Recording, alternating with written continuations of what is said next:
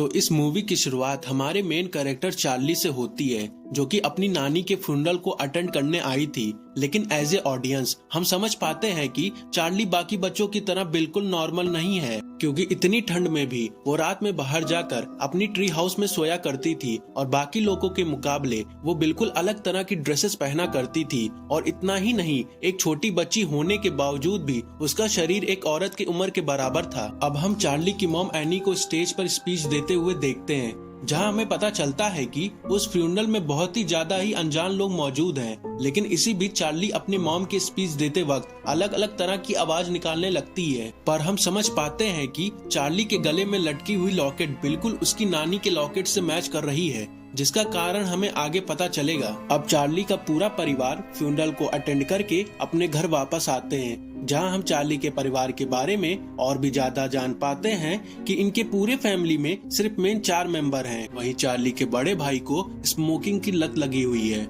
But उनकी पूरी family में सिर्फ चार्ली के फादर ही एक ऐसे इंसान है जो कि पूरी तरह से नॉर्मल है। नाउ मूवी के आगे के सीन में हम चार्ली को एनी से कुछ पूछते हुए देखते हैं, जहां पर वो अपनी मॉम से पूछती है कि अब नानी के डेथ के बाद उसका ख्याल कौन रखेगा, जिस पर एनी उसे कहती है कि तुम्हारा ख्याल रखने के लिए तो मैं यहाँ पर मौजूद हूँ ना। लेकिन इतना सुनते ही चार्ली अपनी मॉम से तुरंत एक दूसरा सवाल पूछती है कि अगर आपकी भी मौत हो जाए तो मेरा ख्याल कौन रखेगा। और इस सवाल को सुनकर एनी को थोड़ा शॉक तो लगता है, पर वो इस बात को इग्नोर करके उसे ये कह देती है कि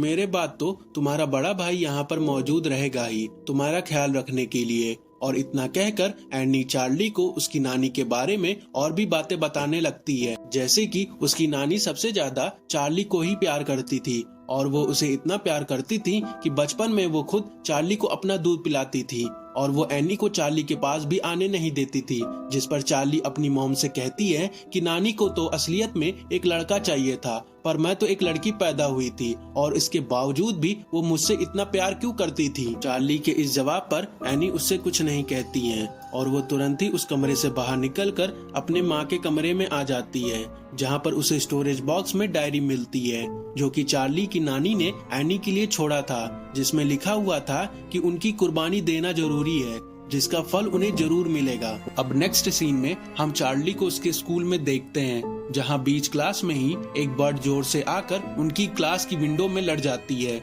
जिससे उसकी वहीं पर मौत हो जाती है। पर क्लास के ओवर होते ही चार्ली बाहर प्लेग्राउंड में आकर उस डेड बर्ड की सीजर की मदद से उसका गला काट लेती है और वो उसके गले को अपने पॉकेट में छुपाकर अपने साथ घर ले आती है। पर इसी बीच चार्ली की नजर एक स्ट्रेंज लेडी पर पड़ती है, जो कि उसे बहुत देर से घूरी जा रही थी, लेकिन चार्ली उसे इग्नोर कर देती है। अब दूसरे सीन में हम एनी और उसके हस्बैंड स्टीव को एनी की मॉम के कमरे को बंद करने के बारे में बात करते हुए देखते हैं, जिसमें हमें एनी की मॉम के रूम की थोड़ी झलक मिलती है, जहां हमें पता चलता है कि इस कमरे में किसी ने एक तरह का रिचुअल को परफॉर्म किया है और इसका सबूत हमें कमरे के अलग अलग कोनों में बनी हुई डिमोनिक साइन को देखने से ही पता चल जाता है। लेकिन वो लोग इस बारे में और भी सोच पाते कि तभी स्टीव को किसी अनजान इंसान को कॉल आता है, जो कि उन्हें ये बताता है कि उसकी मदर इन लॉ की लाश को किसी ने ग्रेवयार्ड से चुरा लिया है। और इतना पता चलते ही स्टीव बहुत परेशान होने लगते हैं,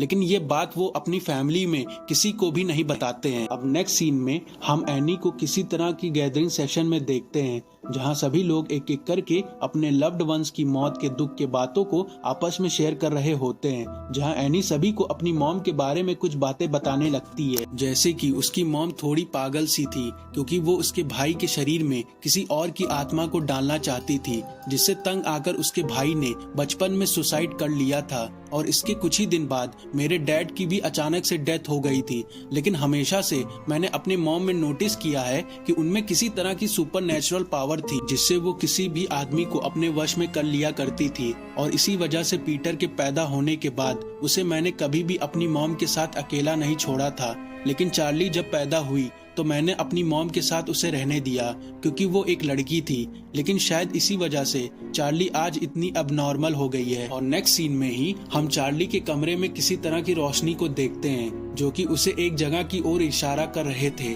चार्ली तुरंत घर के बाहर निकलकर उस जगह की ओर बढ़ने लगती है, जहां उसे एक अनजान शख्स फायर साइट की ओर देखने को मिलता है। चार्ली उसके और भी पास जा पाती कि तभी उसकी मॉम वहां पहुंचकर उसे घर के अंदर ले आती हैं, जहां पीटर अपने दोस्तों की पार्टी में जाने की तैयारी कर रहा होता है। लेकिन एनी पीटर को चार्ली के साथ पार्टी में जाने के लिए कहने लगती है, जिससे पार्टी में पीटर किसी तरह का नशा ना कर सके। पर पीटर पहले अपनी मॉम से कन्विंस नहीं होता, पर लास्ट में उसे अपनी मॉम की बात माननी पड़ती है। अब पार्टी में पहुंचकर पीटर स्मोक करना शुरू कर देता है और चार्ली पास में ही पड़े हुए एक केक को खाने लगती है। पर अनफॉर्चुनेटली उस केक में ड्राई फ्रूट्स प्रेजेंट थे, जिसके कारण उसे पैनिक अटैक आना शुरू हो जाता है। इसीलिए पीटर चार्ली को तुरंत ही अपनी कार में उसे हॉस्पिटल ले जाने लगता है। लेकिन चार्ली कार के अंदर सांस नहीं ले पा रही थी, इसीलिए वो अपने सर को कार की विंडो से बाहर निकाल लेती है। वहीं कार चलाते वक्त पीटर को बीच रास्ते में एक मरे हुए जानवर की लाश दिखाई देती है,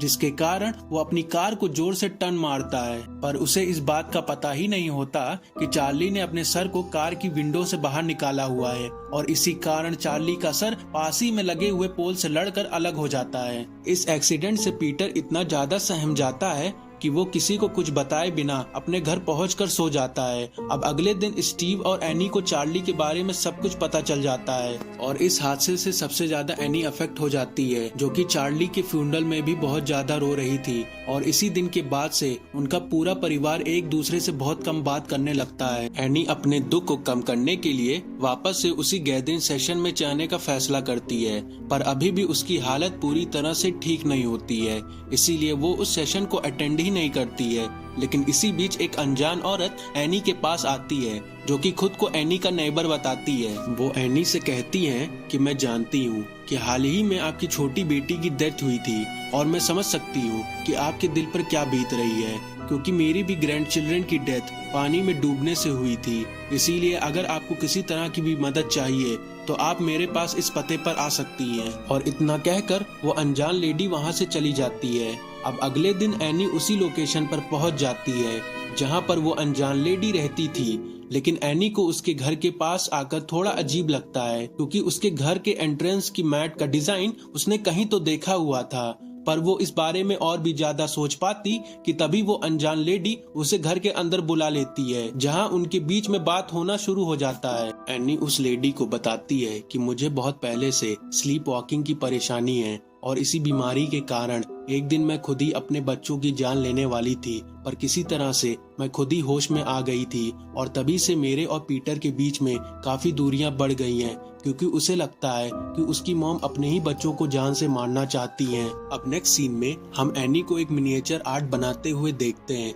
जहां पर वो इसी इंसिडेंट को वापस से ड्रॉ कर रही होती है जिस तरह से उसकी बेटी की डेथ हुई थी। पर स्टीव इस सिनेरियो को देखकर बिल्कुल भी खुश नहीं होता और वो समझ जाता है कि अभी भी एनी चार्ली के मौत के दुख से उभर नहीं पाई है। और इसके बाद उनकी पूरी फैमिली एक साथ में डिनर करने के लिए बैठते हैं, जहां पर वो आपस में बात करने की कोशिश करते हैं। पर बातों बातों में ही एनी और पीटर में बहुत झगड़ा होने लगता है, जहां पर वो एक दूसरे को चार्ली के डेथ का जिम्मेदार बता रहे होते हैं। और इस सीन को देखकर हम समझ पाते हैं कि एनी और पीटर एक दूसरे से बहुत ही ज्यादा नफरत करने लगे हैं, जिसे देखकर स्टीव ज्यादा ही परेशान होने लगते हैं। अब अगले दिन एनी शॉपिंग करके एक मॉल से बाहर आती है, जहां पर उसे वही अनजान लेडी दिखाई देती है, जो कि एनी को उसके साथ तुरंत ही घर आने के लिए कहती है, क्योंकि उस लेडी ने एक रिचुअल की मदद से अपने ग्रैंड चिल्ड्रन से बात करने की कोशिश की है और यही चीज वो एनी को भी दिखाना चाहती थी। इसीलिए घर पहुंचकर वो एनी के साथ उसी रिचुअल को वापस परफॉर्म करती है, जिसके कारण उन दोनों को ही एक आत्मा की आवाज सुनाई देती है,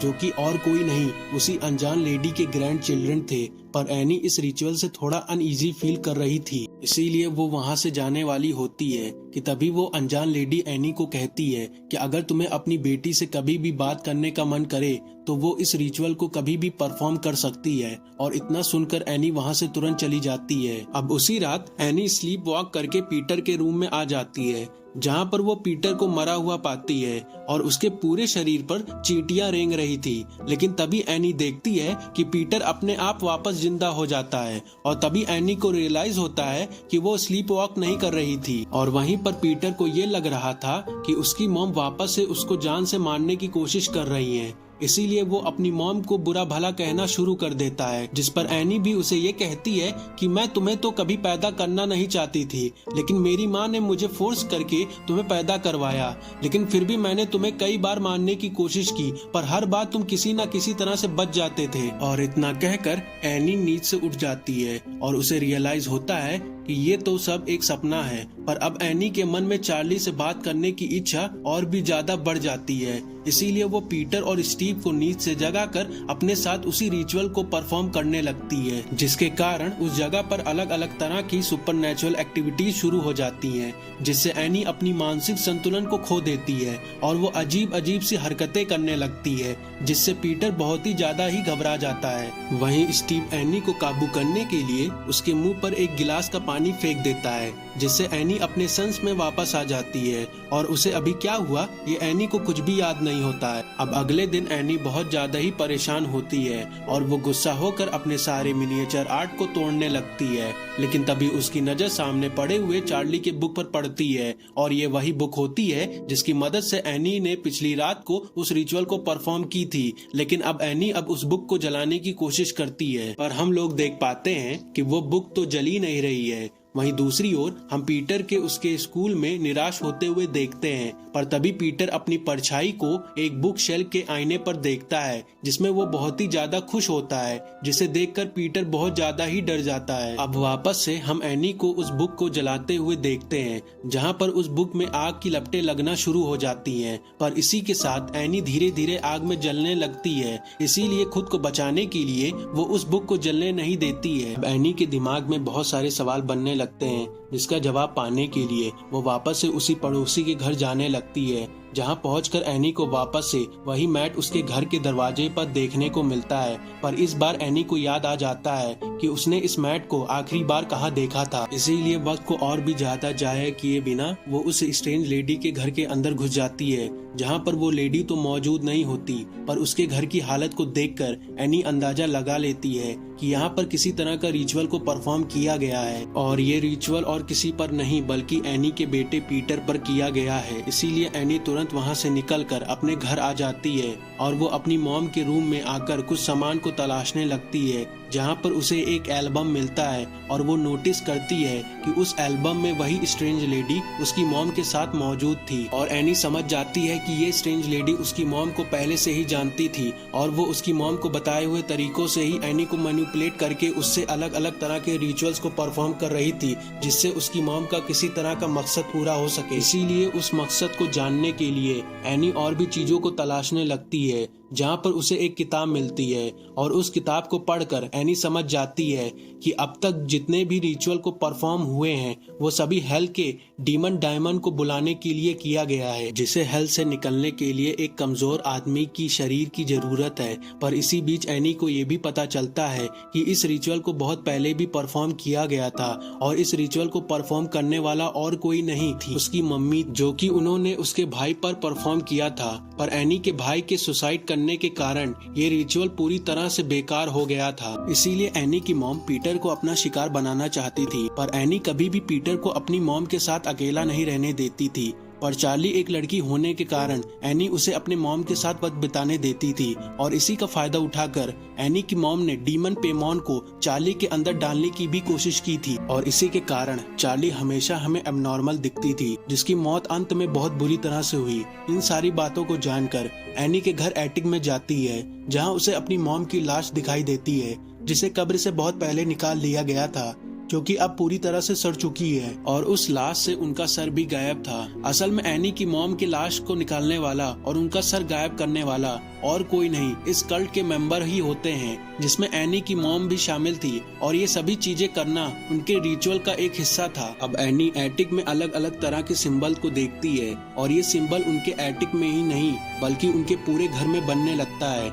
नाउ अगले दिन पीटर अपने स्कूल में बैठा होता है, जहाँ लेक्चर के बीच में ही वो अपने शरीर का कंट्रोल खोने लगता है, जिसके कारण वो अपने नाक को जोर से टेबल पर पटक देता है और उसकी नाक वहीं पर टूट जाती है। और इस सिनेरियो को देखकर वहां पर बैठे सारे बच्चे बहुत ही ज्यादा ही घबरा जाते हैं और इसके तुरंत बाद ही वहां पर पीटर के डैड पहुंचकर उसे अपने घर ले आते हैं। अब एनी पीटर की हालत को देखकर स्टीव को अपनी मॉम के कल्ट के बारे में सब कुछ समझाने की कोशिश करती है, और स्टीव उसकी किसी भी बात पर ध्यान नहीं देता है और उसे अलग से लग रहा होता है कि एनी अब पूरी तरह से पागल हो चुकी है। इसीलिए एनी स्टीव को यकीन दिलाने के लिए वापस से चार्ली की डायरी को आग में फेंक देती है, पर इस बार एनी को आग लगने के बजाय स्टीव को आग लगना शुरू हो जाती है, जिसके कारण वो जल के मर जाता है। वहीं दूसरी ओर अब हम पीटर को लिविंग रूम की ओर आते हुए देखते हैं, जहां उसे अपने डैड की जली हुई लाश दिखाई देती है और उसकी मॉम एक कोने में एकदम सुन खड़ी होती है। लेकिन तभी एनी पीटर की ओर जोर से भागती है,